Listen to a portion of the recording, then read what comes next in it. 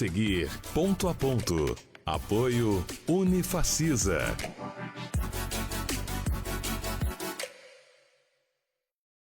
Alô, amigos, a nossa saudação a todos vocês que acompanham o nosso programa Ponto a Ponto. O assunto da entrevista da semana é a comunicação que se faz hoje na Paraíba e especialmente na região da nossa Campina Grande. No que diz respeito ao rádio, há muitas críticas à qualidade do que é levado aos ouvintes. E alguns botam isso na conta dos cursos de comunicação que entregam ao mercado de trabalho pessoas sem o devido preparo. Outros criticam mesmo a base da educação no país, que faz com que o jovem chegue à universidade sem uma qualidade adequada. O radialista Abílio José, com quase 50 anos de comunicação, é o entrevistado da semana e nós vamos captar a sua opinião sobre esse quadro atual. Eu sou Paulo Roberto, estou na Rede ITA e o Ponto a Ponto está começando.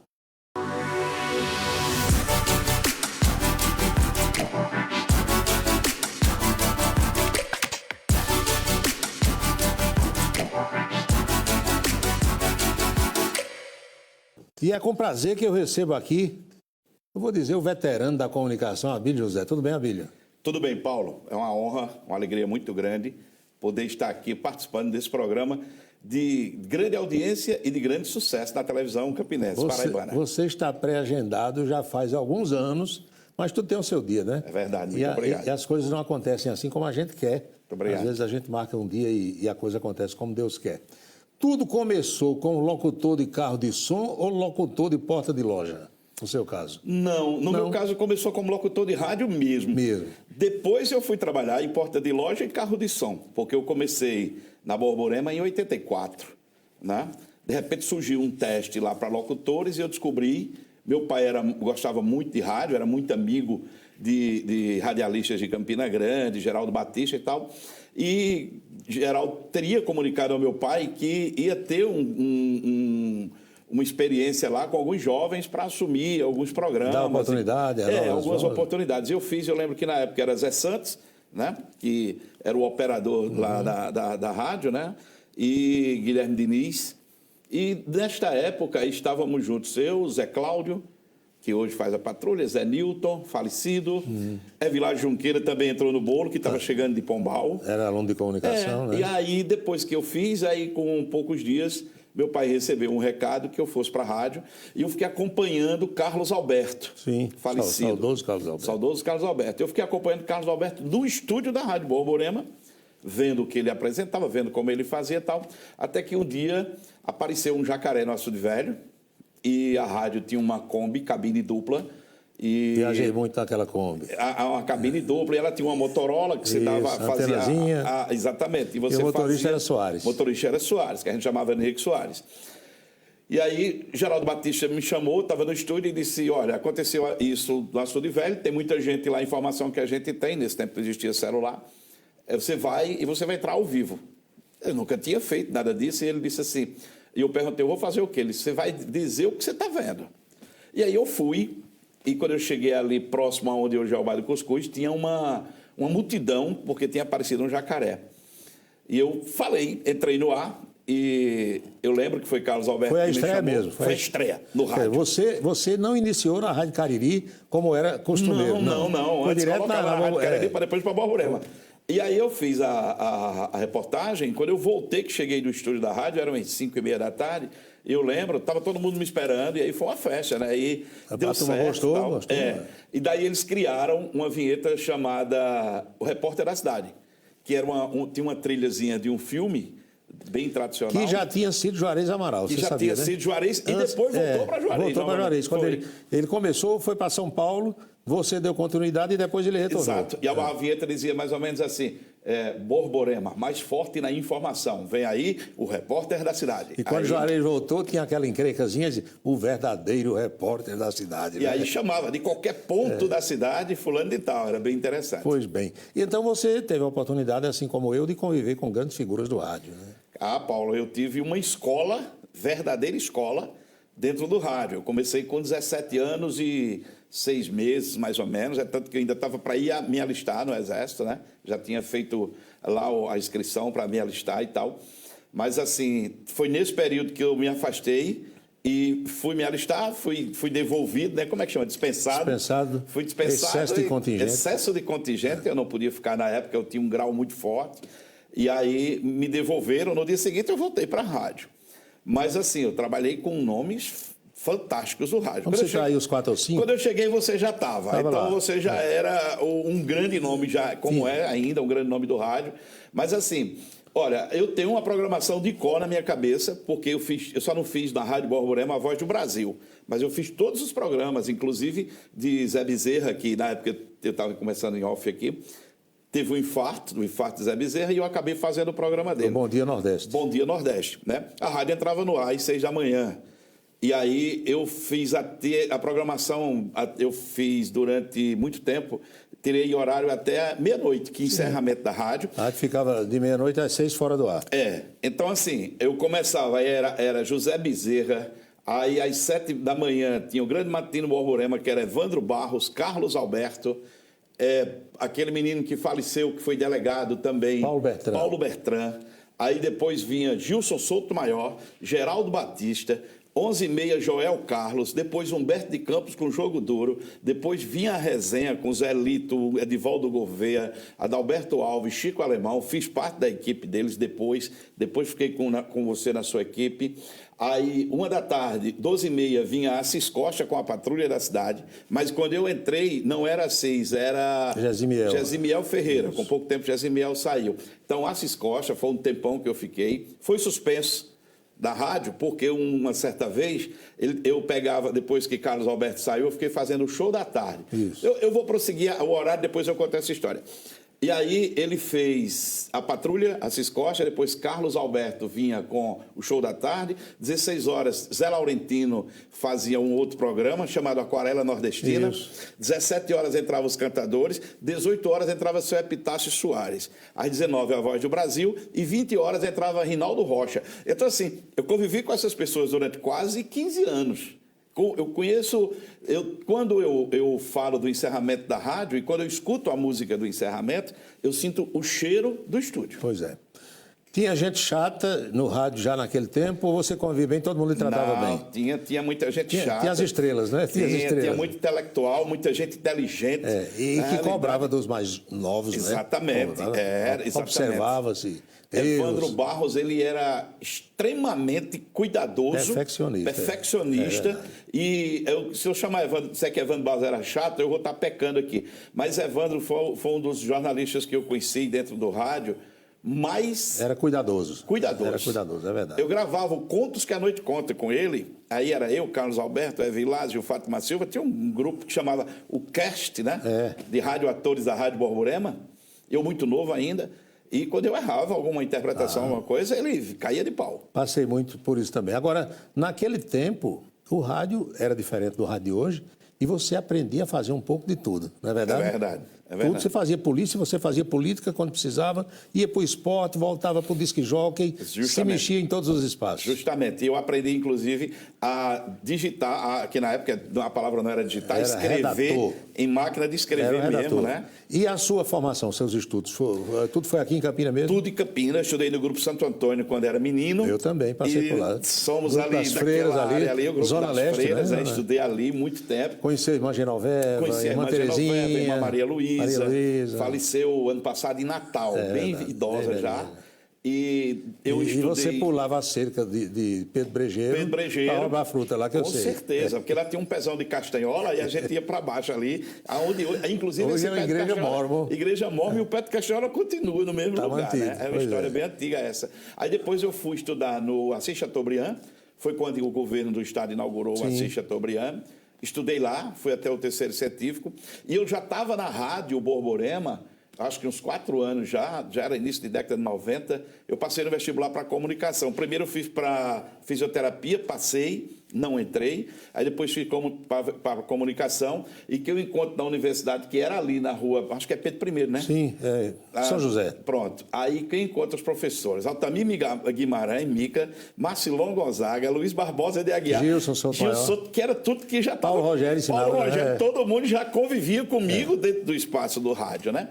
Mas aí depois eu fui fazendo outras coisas também que eu gosto muito, que é marketing, inteligência artificial. O tempo você vai se renovando, tendo que se renovar. E aí fui fazendo outros cursos, me envolvendo com outros projetos, até fazer o que eu faço hoje. Você concluiu comunicação na UEPB? Não.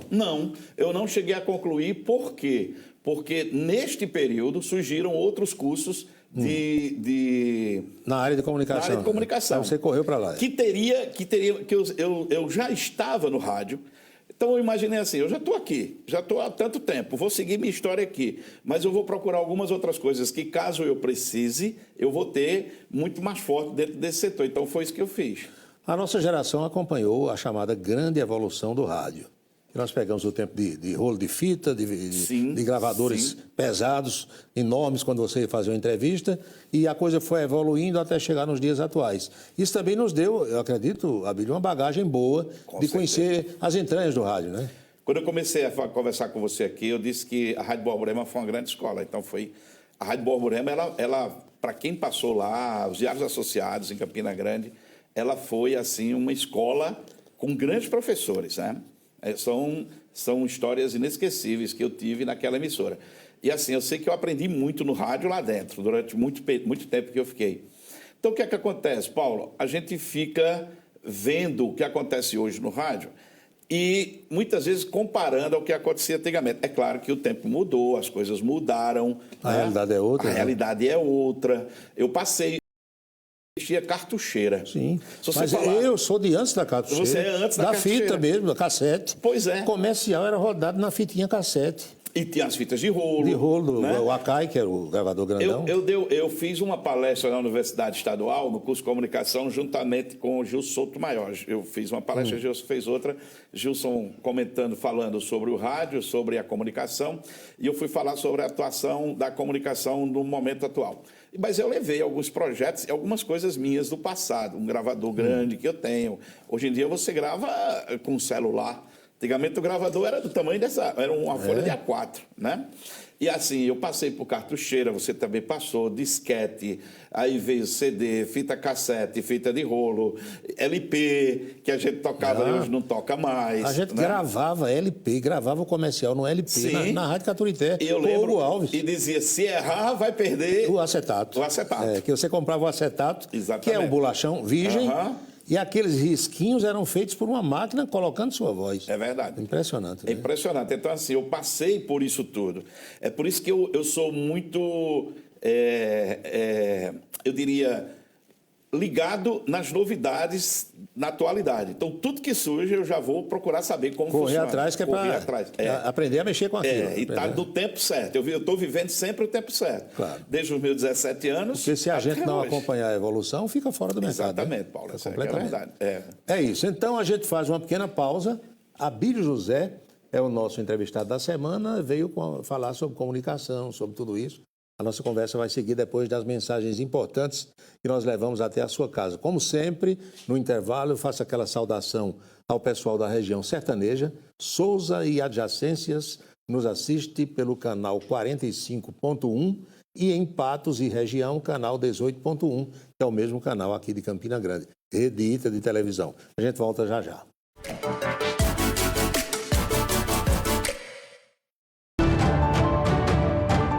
O momento de decidir o futuro da Paraíba está chegando e a Rede ITA preparou a melhor cobertura eleitoral para você que nos acompanha. Os principais nomes na disputa pelo governo do estado estarão conosco em entrevistas exclusivas, trazendo propostas e mais informações importantes para a escolha do eleitorado. Lembrando sempre que a melhor escolha passa pela informação de qualidade. A Rede ITA tem se preocupado com isso. A gente espera.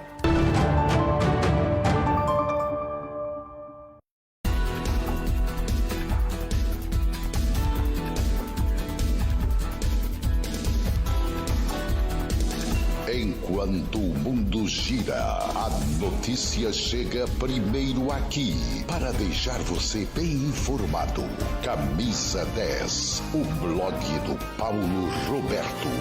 Acesse www.camisa10.net.br. Pensou num espaço onde a beleza e bem-estar são fundamentais? O Nildo Utcoeffier vive em busca do melhor, realizando transformações e cuidando de cada detalhe. Oferece um atendimento personalizado e completo. No centro de Campina Grande, Partage Shopping, Heron Marinho e em João Pessoa, no Manaíra Shopping. O Nildo Utcoeffier, há 42 anos, cuidando da sua beleza, bem-estar e da sua melhor versão.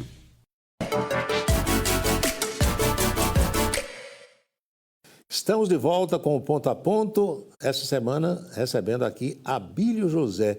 E quando a Abílio chegou aqui, eu perguntei, você já havia visitado as nossas instalações? Já conhecia os nossos estúdios, a nossa estrutura? E a Abílio respondeu que sim, você teve aqui algumas oportunidades, mas participando de algum programa, não? Não, algumas parcerias feitas com a ITA, juntamente com a nossa produtora, né? E foram alguns programas que foram ao ar e que, inclusive, foram sucesso. Aliás, Paulo, deixa eu abrir um parêntese aqui e aproveitar 30 segundos. Deixa eu prestar uma homenagem aqui a um dos homens mais competentes da história da Paraíba desses últimos 50 anos. Nós tivemos grandes nomes na Paraíba, como Assis Chateaubriand, como... Enfim, eu não vou citar nomes aqui, senão eu vou tomar muito tempo. Mas, assim, Dr. Dalto Gadelha, ele é um cidadão de uma visão espetacular. Dr. Dalto Gadelha, ele fala muito sobre a Paraíba. A Paraíba deve muito a um cidadão chamado Dalto Gadelha. Eu tenho um carinho muito grande por ele, mas a minha admiração chega a ser maior do que o carinho que eu tenho pelo Dr. Dalto. Porque ai de Dr. Dalto, principalmente na educação desse Estado, na saúde desse Estado, se não fosse o Dr. Dalto. E isso aqui eu estou dizendo, e não peço segredo, porque eu estou falando de público numa televisão. Dr. Dalto Gadelha é o que existe de mais positivo hoje na Paraíba como investidor, como homem de visão. E aqui eu quero fazer essa homenagem. A Paraíba, Campina Grande, deve muito ao cidadão chamado Dalto Gadelha. Especialmente na saúde e na educação, né? A gente está vendo aí o fantástico, Paulo, é fantástico. Eu comparo, Dr. Dalton, às ideias que tinha Edivaldo Duó. Campina deve muito a Edivaldo Duó. Eu ia citar alguns, assim, como Edivaldo Duó. Mais recente, o Williams Arruda, doutor Edivaldo Duó. Exatamente. Então, esse povo nasceu com uma visão privilegiada. É verdade, né? É verdade. Pois bem, vamos voltar ao nosso tema da comunicação. Vamos lá. Um dia disseram que o rádio ia desaparecer. Você já deve ter... Você não estava atuando ainda, mas deve ter lido sobre isso, conversado com alguém. Disse, surgiu a televisão, o rádio vai se acabar. E o rádio está sobrevivendo até hoje porque se adaptou às novas tecnologias. Não é verdade? Verdade. Eu não sei se você sabe dessa história, mas Abelardo Barbosa Chacrinha foi um dos maiores comunicadores do rádio e da televisão. Chacrinha, quando ele estava saindo de uma emissora de rádio do Rio de Janeiro, que ele já fazia sucesso no rádio, naquele tempo... Sabe que o Chacrinha começou em Caruaru, Começou em Caruaru. Chacrinha é pernambucano, aqui de Surubim. E aí eu já li a biografia de Chacrinha inteira, e ele estava na Rádio Tamoio do Rio, e ele já estava fazendo um sucesso no auditório da rádio. Já a Chacrinha se vestia daquele jeito, né? Porque alguém mandou ele comprar um terno para fazer um programa e ele não tinha o dinheiro. Ele sabe para que saber uma coisa? Eu vou inventar um negócio aqui, inventou uma roupa lá e deu certo. E aí, quando ele saiu da Rádio Tamoio para ir, na época, para Tupi, alguém da Tupi, quando chamou para ele ir para lá, o cara da rádio falou, Chacrinha, você não vá porque você tem uma grande audiência aqui. Aí ele disse, meu amigo, rádio vai acabar, o sucesso é televisão. E o cara que estava com ele, o que era o companheiro dele, disse assim, no camarim, disse, Abelardo, vou dizer uma coisa a você, o rádio nunca vai acabar. E isso está lá na biografia, tem um filme, inclusive. Então, Paulo, o rádio não vai acabar nunca. O rádio é o único meio de comunicação que você escuta ele fazendo o que você quiser. Dirigindo, lavando prato, passando pano da casa, de olhos fechados, banho, de olhos fechados, deitado, fone de ouvido, sem fone de ouvido. Atividade que você estiver fazendo, você escuta, você acompanha a rádio. Verdade. Então não acaba nunca. Tudo vai passar. O rádio vai continuar. Agora, o rádio acompanhou toda essa tecnologia, mas infelizmente o material humano não evoluiu no mesmo ritmo, digamos assim. Deixa muito a desejar, não deixa? Deixa. Agora tem um problema sério nisso aí, porque veio a mídia digital. E o que é que acontece? O rádio ele continuou paralelo à mídia digital. Ao invés de quem sai do rádio ir para a mídia digital, está acontecendo o inverso. A mídia digital está indo para o rádio. E a mídia digital, ela está abraçando uma grande quantidade de pessoas que não estão preparadas para a comunicação. Trazendo, inclusive, uma linguagem das mídias digitais para o rádio. O que, de certa forma, deturpa o rádio. Deturpa o rádio. Então, assim, cara, é diferente de você. Nós ainda temos. A linguagem é outra, né? Temos grandes emissoras de rádio no Brasil, né? Eu não vou citar nomes e eu nomes. cito aqui todo dia a Rádio Tupi, que sobrevive no velho estilo. Exatamente. Porque destruíram a Rádio Globo, infelizmente. Exatamente. Então, no velho estilo, eu acho que o carro-chefe hoje é a Tupi, fazendo o rádio como deve ser feito. Com grandes profissionais. Com a comunicação do rádio. Sim, a comunicação do rádio é diferente da TV, ela é diferente do Instagram, ela é diferente do YouTube. De tudo. De tudo. Então, o que está acontecendo hoje? Por exemplo, você faz um programa num canal de YouTube, que hoje todo mundo tem, e você quer que aquela programação vá para o rádio. Joga a mesma programação no rádio. Aí você imagina que existem casos absurdos que eu já vi, que o cara fala assim, bom, a imagem que você está vendo, e aí, será que o cara não se toca que existe um rádio? Que tem gente que não está vendo. E o cara dentro do carro vai ver o quê? Me responda. E no escritório, você está ouvindo. Então, assim, eu acho que o grande erro que está acontecendo, e o grande pecado que estão cometendo é trazer a comunicação das redes sociais para o rádio. Deveria ser o inverso. O rádio é quem deveria sair para a comunicação. Agora, as pessoas, os grandes nomes do rádio estão indo embora, é natural, envelhecendo, indo embora, e os substitutos, cadê? É o grande problema, porque aí a gente fala assim, não, mas a culpa é da faculdade. Eu não diria que não, São Paulo. Eu acho que os acadêmicos que passam pela universidade, muitos deles não estão muito preocupados mais com rádio. Eles chegam à universidade despreparados. Do ensino fundamental e do médio. Exatamente, porque a gente já vive uma crise na escola pública. Né? E aí, quando chega numa universidade... É tanto que eu estava vendo um dia desse que existe um grande número de adolescentes, de jovens, na realidade, né? Porque já na fase já de academia, que estão procurando outros cursos nessa área de digital. Né? Então, existem vários. Eu, recente agora... Em dezembro do ano passado, eu comecei um curso de inteligência artificial, de edição de inteligência artificial. Concluí agora, foi um curso de 6 meses, 7 meses. E eu acho que o mais velho que tinha... Acho não, o mais velho que tinha no grupo era eu. O restante era entre 19, 20, 21 anos, no máximo. Estão vendo as novas profissões, as novas possibilidades, inclusive, de ganhar dinheiro, né? Exatamente. De ganhar dinheiro. Você ganhou muito dinheiro no rádio? Eu não ganhei dinheiro no rádio. Eu ganhei dinheiro, eu fiz minha vida, fiz meu pezinho de meia, eu me estruturei pela vitrine que eu tinha no rádio. Propiciou, o rádio me proporcionou isso. Eu digo isso hoje e as pessoas às vezes não entendem, mas eu sou de uma geração que ganhou muito dinheiro no rádio. Que o rádio contratava e pagava bem na época em que eu entrei. Hoje em dia, dificilmente uma emissora de rádio contrata um profissional, não é? Ela vende o horário ao profissional. Então as coisas se inverteram. Mas você não tem do que reclamar da comunicação. Não tenho. Eu sou muito feliz com tudo que eu fiz. Eu me considero ainda hoje um operário da comunicação. Eu também sou. Eu também sou. E com muito orgulho até. Eu sou do tempo que a gente ia viajar para transmitir uma partida de futebol e a Rádio Borborema, o setor lá, chamava a gente e dizia sua passagem aérea, hospedagem, alimentação, a diária. Dinheiro aqui para táxi, para tudo que você precisar. Tudo que precisar. Era desse jeito. Só fazia prestar conta quando voltava. Isso aconteceu. Hoje em dia, o pessoal está transmitindo o jogo dizendo que está no Maracanã, vendo da televisão dentro do estúdio. Ou muitos viajam para pegar a xepa do clube. Do clube. Vão almoçar e vão jantar ali. Permitam-me a expressão, uma prostituição do profissionalismo. E todo mundo, né, Paulo? O problema assim, é esse, né? Todo mundo fala. Degringolou. A atividade paralela, que no meu caso eu tinha, já com rádio, também foi uma constante na sua vida, né? Você sempre fez outra coisa. Carro de som, isso, aquilo. Sempre. Né? Início da década de 90 até 2000, eu trabalhei com unidades de som, que era o famoso carro de som. Cheguei a ter 4 carros de som. Aí veio aquela questão da poluição sonora e fiscalização. A gente parou. De 2000 em diante, a gente começou a trabalhar com audiovisual. Eu criei uma produtora de vídeo em 2006 até 2013. 2013, nós entramos no setor de streaming, que foi quando me disseram que eu estava ficando pirado e tal. Eu lembro muito bem que eu estava uma vez no Bar de Genival e chegou um cabo e disse, se Campina já tinha 2, esse aqui é mais um. Né? E hoje a gente está vendo o que está acontecendo aí com o streaming. E em 2017, nós criamos a Companhia Nordestina Criativa de Cinema. É a Companhia Criativa de Cinema do Nordeste, que faz produção audiovisual de documentário. No setor cultural, né? Setor cultural. Está dando certo? Está dando, Paulo. Inclusive, deixa eu dar uma notícia aqui em primeira mão. nós temos um documentário, um longa sobre o Mão Branca de Campina Grande da década de 80, chamado A Lixa do Medo. Foi aprovado pela Secretaria de Direitos Humanos do Governo Federal. Já está agora já na relação dos filmes que serão lançados agora em janeiro. Não foi lançado agora por causa da campanha. Calendário eleitoral não pode fazer nada.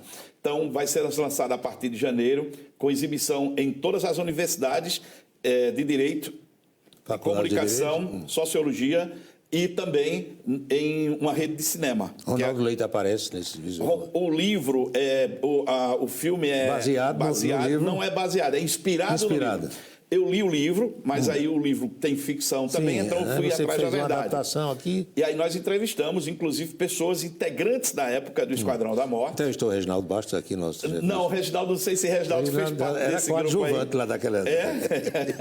Então, assim, esse documentário ele tem 1h20, mas é muito bom. Entrevistamos, inclusive, familiares de policiais envolvidos.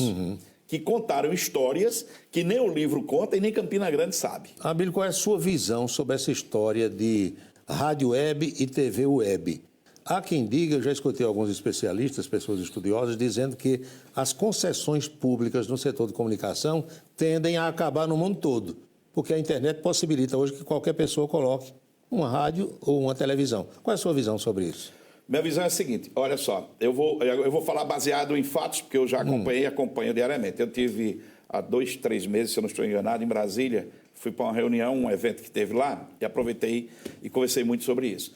A ABERT, ela lutou muito para proibir essa questão de rádio, web e TV web, né?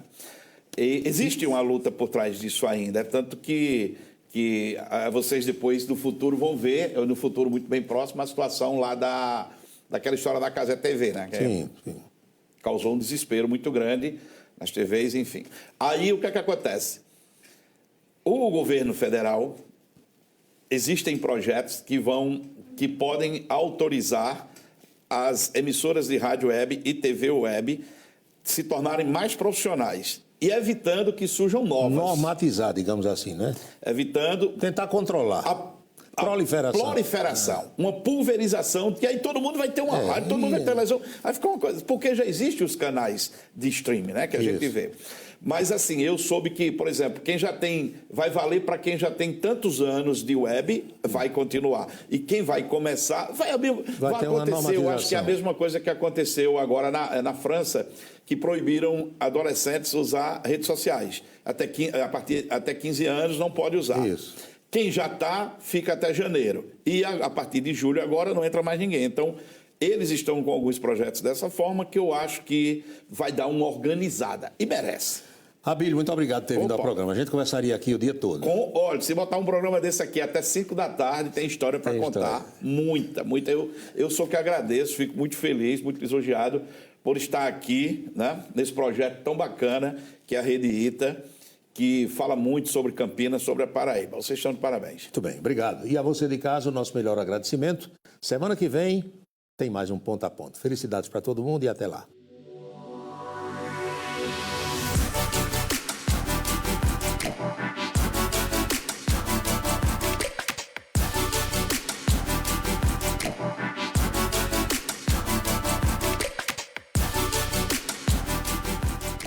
Ponto a Ponto. Apoio Unifacisa.